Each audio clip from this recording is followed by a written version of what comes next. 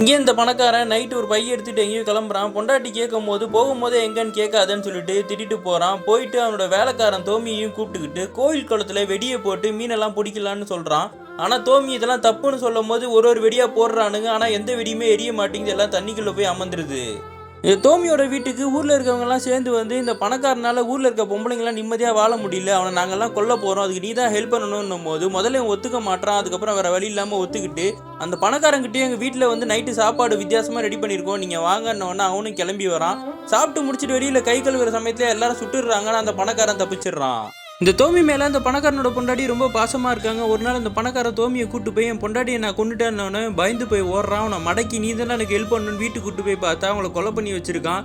Mask போட்டுக்கிட்டு தான் தெரியாம கொலை பண்ணணும்னு பண்ணியிருக்கான். ஆனால் அவங்க கையை பிடிச்சிருக்காங்க. அந்த பயத்துலேயே இந்த பணக்காரன் இருக்கான். அதுக்கப்புறம் அவங்க தற்கொலை பண்ணிக்கிட்ட மாதிரி அவங்கள ஒரு கயிறில் கட்டி மேலே ஏற்றிடுறாங்க. ஆனால் தோமியோ என் மேலே பாசமாக இருந்தீங்கன்னு அவன் காலை கட்டி பிடிச்சி அழுதுகிட்டு இருக்கான்.